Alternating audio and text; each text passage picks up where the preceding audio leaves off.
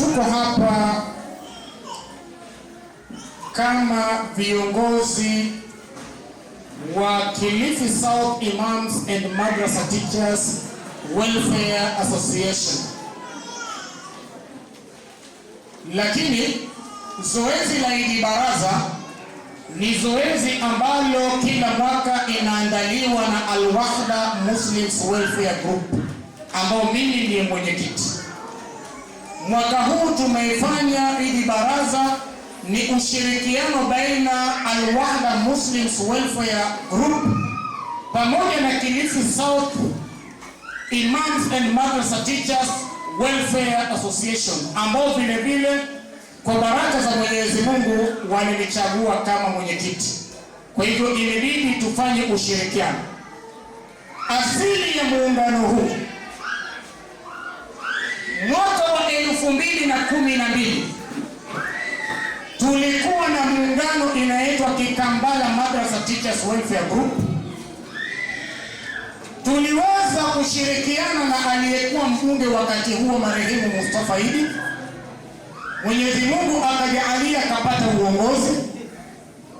Kisha tukaja tukatengeneza mwavuli wa Kilifi South.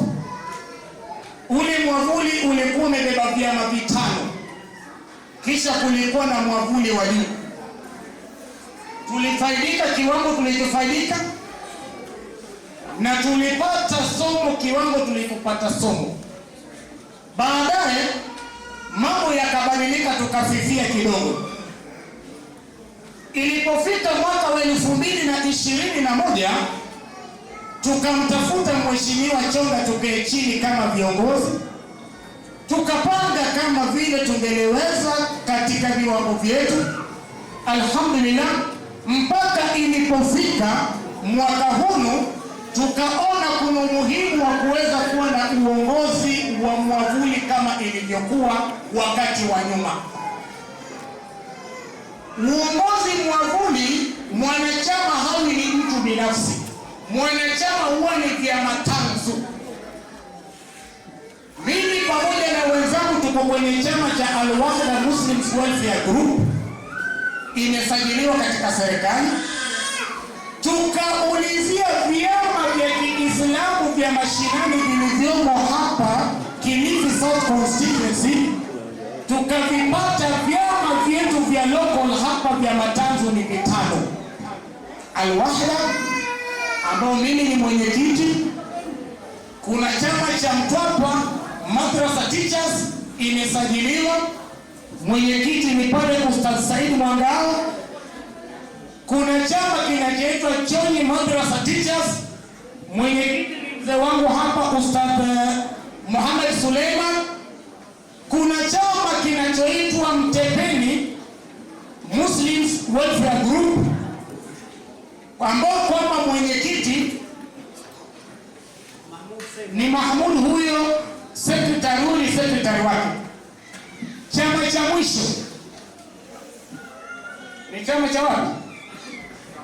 Kikambala Madrasa Teachers ambao mimi nilikuwa katika the pioneers. Tulianzia huko ambao chairman hajakuja, tuko na treasurer na secretary wako mtawaona. Tumeleta hivi vyama pamoja, tukaziwekea mkakatiba, zikaenda zikatengeneza chama mwavuli kinachoitwa Kilifi South Kilifi South Imams and Madrasa Teachers Welfare. That is where the leadership of Kilifi South of Imams resides. Ikiwa utakuwa kiongozi wa nyanja yoyote, uwe ni wa kisiasa, uwe uko kwenye serikali, ukafanya any bad approach ya kutenga hawa, rest assured tutakutenga perpendicularly. We will not work with you. This is a message to go to some leaders waliofikiria maimamu kama sisi tuko na unyenyekevu na heshima, wanaweza kutuchukua for just a right. Hapa Ramadhani kuna mambo mengi yameenda at the expense ya kubebwa kama viongozi. Lakini narudi kwenu maimamu, msingi ni watu wa kutawaliwa na mapilau.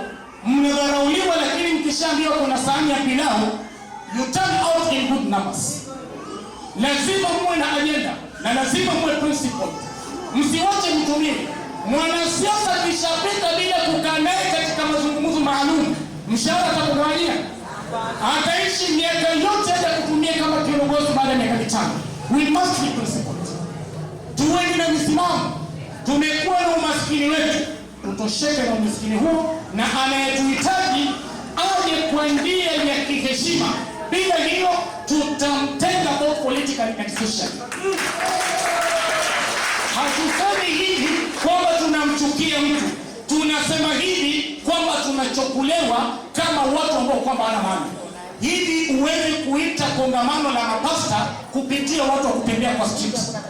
Lakini nini, anaweza kuja mtu mahali kutoka popote akawakusanya na mkaenda tu bila kuuliza unatupeleka wapi na ajenda ni gani ya kutusi. Bora mnaitwa mnaenda. We must be principled. Na kama kuna maustadhi watu kwa principled, nina imani nusu yao ama hata asilimia theluthi yake watakuwa na principle, na maana kuna msimamo siku zote Mwenyezi Mungu anataarifa. Huu uongozi ulioko, siasa inakuja. This should be clear to any politician in Kilifi County na Kilifi South. Kama utafesi watu kama jamii sawa, na kama utafesi issue kidini, usipopitia hawa maustadhi, tutaguruma juu ya memba na tutachafua. And will not be afraid of anything. Pamoja ya kusema haya, niko hapa na ndugu yangu Mheshimiwa Harun Tete MCA. Tokea aanze kufanya shughuli zake za kijamii, yeye kuja kupitia maimamu na nyote mnajua. Hiyo tunampa shukrani. Kiongozi wetu Mheshimiwa MP Ken Chonga, kila atakalo kufanya jambo, hata siponipitia, atamwita Ustadh Mohamed Bima, ataita Ustadh fulani, anafanya jambo kupitia huyo ustadh. Tunamshukuru. Gavana wetu Gideon Mung'aro hafanyi jambo ndani ya eneo hili mpaka utapata kwamba ameconsult maustadhi wanasema nini. Dada Khadija uko hapa. Tumekuwa tukimheshimu senator wetu for a long time. He's taking us for a ride. Iwapo hatucheze na akatutafuta tukakaa, sisi tunaweka ile declaration, we are going to campaign against him. Kwa sababu sisi tunaheshimu bwana. Hatujafikia that declaration. Ninamheshimu kama mzee wangu as a senior leader in this region. Mheshimiwa Madzayo ndani ya Pwani mzima hakuna kiongozi aliyefikia experience yake ya kuongoza. Is a senior leader. I respect him. Politically, amedharau maimamu, hiyo chukweni to the nearest bank. Mpaka tuite tuambie kwa nini ametudharau. Tunaomba Madam Lutfa, ongea na officers wako. Kama hamna karatasi za kutosha, tutawanunulia rimu mzima, mtuandikie barua mtulete. Tuwasiliane na yeye, mweza kuwasiliana na MCA, ward admin, manager yuko pale, hata mimi nitakuwa nimeshatafuta information ueleweshwe, ili tuwaambie wazazi katika msikiti, kwa sababu masala ya afya mwanadamu lazima tuipe kipaumbele, lakini ifanyike kwa njia ya heshima. Madam, your officers walivunjia heshima, those nilikaa nao, lakini najua ni maustadhi wengine walilalamika hawajajua wa address wanao address sehemu zingine, wasiandike barua sehemu zingine. Sisi tunaambia tulio. Kwani hiyo tabia haiko kwa hao wengine waliandikiwa barua? Iko. Hai. Narudi kwa ofisi ya mbunge wetu. Mbunge wetu tumebebana vizuri. Hatuwezi kukuwa wachache wa familia bila kupoteza ama kuficha fadhila. Huu mkutano mnaoona hapa Hayo maji tunaokunywa, hii spika tuliobeba, hayo mnaoyaona, riziki tumeandaa pale tutakula ni riziki ya Mwenyezi Mungu. Hii ilikaliwa na huyu Mheshimiwa Tete, Mheshimiwa Chonga. Mbona kuna kofi la Mheshimiwa Chonga? Asante. Na Mheshimiwa Gideon Mung'aro ambaye ni gavana. Hawa walikaa tukawaambia tutaki kulipwa. Hii ni baraza yetu. Mwatakaje? Maji na kula tu. Hatutaki mengine. Mengine tutawafuata. Wakasema basi andaeni chakula watu wakule. Gavana alikuwa aje, hatujajua kwa nini hajafika. Mheshimiwa Chonga ameenda mazishini, amekuja Mheshimiwa Vipi. Ningelipenda anapokubeba ndugu yako kiimani, twajua Chonga ametubeba kiimani, kila Ramadhani anatupa chakula cha iftar. Mheshimiwa, hawa wanamsifu sana Mheshimiwa Chonga. Ila hivi juzi nilipewa ujumbe na hawa, tuliambiwa ita maimamu waje chukue iftar. Tulipofika, badala ya kupewa maimamu, chakula akapewa kina mama. Maustadhi walinilaumu wakiona mimi niliwadhalilisha. Nikawaambia la, mimi nilialikwa, nilifikisha ujumbe. Wakati mwingine tunajua ni binadamu anaweza kuteleza, tunajua alikuwa na nia njema. Joho alipokuja, Joho pia mwambieni akija mahala kuna maustadhi draw the boundaries. Yeye nataka kuwa deputy president. Sisi kama hapo draw the boundaries, tutakuwa upande mwingine. Mheshimiwa afanye vitu kama yeye, awache kubebana na watu watakuja kumtia uchafu wakati yeye anafanya jambo jema.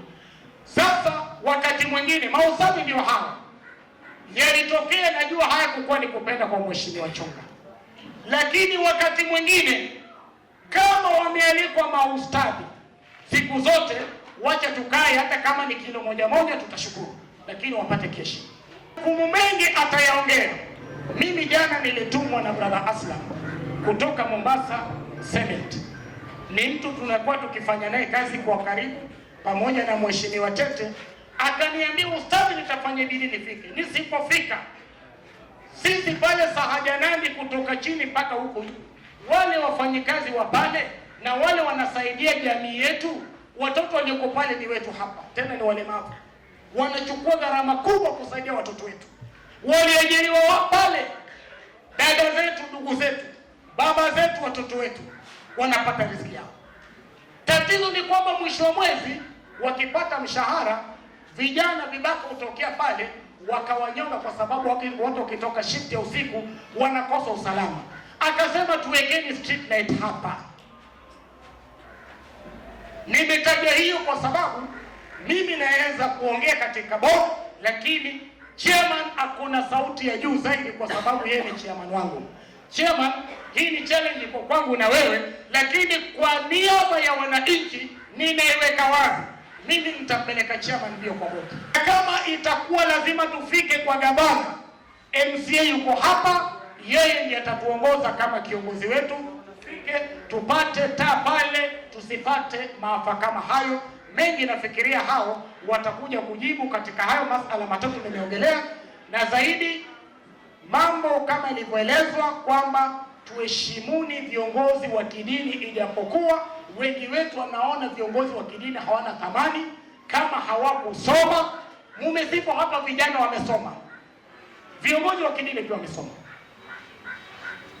Mara nyingi wanachukuliwa kivihaka kwamba aliyesoma dini hana elimu. Tuheshimianeni vizuri, tufanye kazi kwa ajili ya kujenga jamii yetu kwa pamoja. Katika maendeleo ya jumla ndani ya Shimo-la-Tewa, Sub-County Administrator amezungumzia, tumesikia akitaja TVET. Mmefungua moja Juju, zingine ziko wapi? Hapa tulisimama siku moja na vijana wakasema tunataka TVET. Mheshimiwa Ken Chonga akasema sasa kuna uwanja huko Maweni na ijengwe huko, na hilo halikubaki, nililichukua, na sasa hii niko na darasa 2 zinajengwa huko Mawili za TVET. Kontrakta tayari, sehemu ambayo imetengwa kwa ajili ya maendeleo ataonyeshwa ndani ya hii wiki na aanze kazi. 2 classrooms za TVET, ili na sisi tusiende Juju, tutabaki hapa hapa tukiyafanya yetu hapa hapa.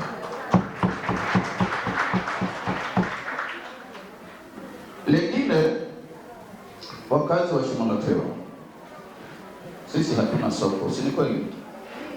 Soko lenye tunasema tuna soko linaitwa soko la Mtwapa, lakini ni wapi? Liko Mtepeni. Nimepiga upato ulio mkubwa ya kwamba tupate soko hapa, na namshukuru Rais Ruto alitutengea milioni 200 za kujenga soko. Ikawa ni jukumu letu sisi kama kaunti tutafute uwanja, tununue soko lile lijengwe kwa faida za watu wa Shimolatewa. Na ninamshukuru Mwenyezi Mungu pia, uwanja ule tuliupata, umefanyiwa evaluation 5 acres, na hivi iko kwenye supplementary budget, utalipwa, na uwanja uko nyuma ya Ugams, hapo nyuma ya. Hayo ni mambo ambayo tunayapigania upato. Tunapiga upato kwa sababu wengi wetu tunalia tukisema vijana wamesahaulika, wamama wamesahaulika. Lakini ninajua tukipata hilo soko, hata ukipata 3,000 zako, ukienda kutafuta nazi, machungwa, ndizi, ukileta pale sokoni, hiyo ni ajira ya kujitegemea ambayo utakuwa unapata riziki za watoto wako. Kwa hivyo hilo debe linalolipiga la kuhusiana na soko hapa Mtwapa ni kwa faida yako wewe mkazi wa Shimolatewa. Lakini moja ambalo sitataka nitoke hapa bila kuambia ni kwamba basari zitatoka kuanzia wiki ijayo,